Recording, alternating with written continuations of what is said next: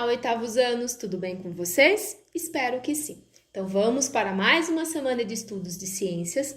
Vocês vão pegar hoje a apostila Universitário, livro 2, na página 3, no capítulo 7, onde vamos falar do sistema endócrino, tá? Então vamos entender o que é sistema endócrino. Aqui nós temos uma definição. Conjunto das nossas glândulas endócrinas, órgãos que fabricam hormônios, substâncias complexas que agem sobre os órgãos-alvos do nosso corpo.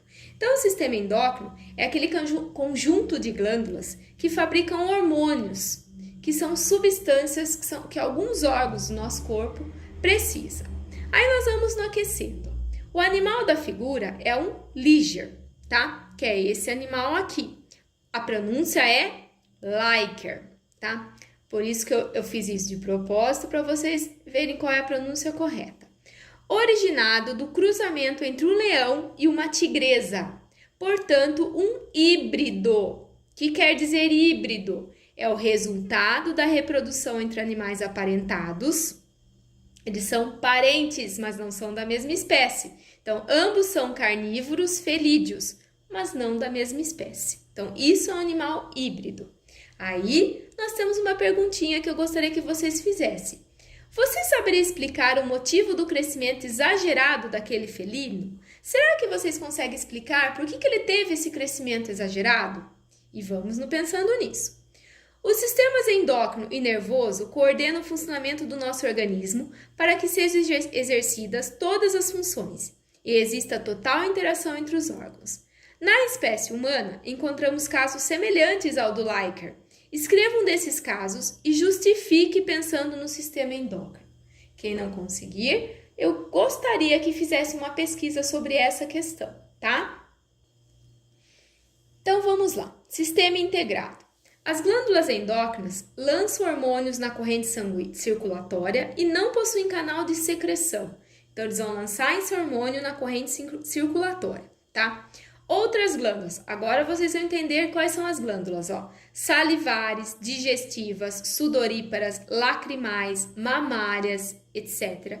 Tem canais de secreção, mas como seus produtos não caem na corrente sanguínea, elas não podem ser chamadas de glândulas endócrinas. Suas secreções são externas, isto é, uma vez produzidas, são lançadas na cavidade de um órgão ou para fora do corpo. Por isso são chamadas de glândulas exócrinas. Então, essas glândulas exócrinas são glândulas endócrinas que produzem suas secreções, mas elas não são lançadas na cavidade de um órgão. Elas já são lançadas para fora do corpo, tá? Então, suas secreções são externas. Então, uma vez produzidas, elas são lançadas para fora, tá? O pâncreas e as gônadas, ovários e testículos são glândulas mistas. Ou seja, produzem secreção interna e externa. Também podem ser chamadas de glândulas anfícrinas. Os hormônios. Vamos ver os hormônios. São substâncias de natureza proteica ou lipídica com ação específica em outros órgãos chamados órgãos-alvos. Então, os hormônios, eles têm uma ação específica em um determinado órgão. Ocorre hipofunção de uma glândula quando a quantidade de hormônio que ela produz estão abaixo do necessário ou quando ela é extirpada. Ocorre hiperfunção quando a quantidade de hormônio é produzida em excesso. Então, qual é a diferença entre hipo e hiper? Hipofunção é quando esse hormônio é produzido abaixo do que é necessário. E hiperfunção é quando esse hormônio é produzido em quantidade em excesso. As glândulas, então vamos ver. A hipófise, que nós podemos vê-la aqui, ó. A hipófise é a base do encéfalo. É a glândula que produz maior variedade de hormônios, os quais controlam o crescimento, a excreção, a participação do útero no parto, a produção de leite e o funcionamento de outras glândulas. Então, a hipófise é a glândula que produz uma maior variedade de hormônios, tá? Ela participa de várias funções. A tireoide, ou tireoide, que vocês já ouviram falar, tá? Ela atua no nosso metabolismo geral, assim como no crescimento e desenvolvimento.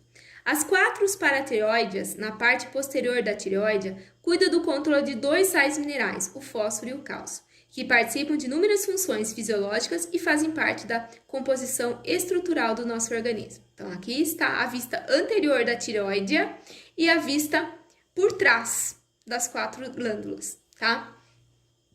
As suprarrenais, ou adrenais, como queiram chamar, ficam sobre os rins. Então, nós estamos vendo aqui, ó, um rim e a suprarrenal aqui, ó, que é essa parte amarelinha, tá? Possuem 2 centros de produção hormonal, o córtex, ou camada externa, e a medula, ou camada interna.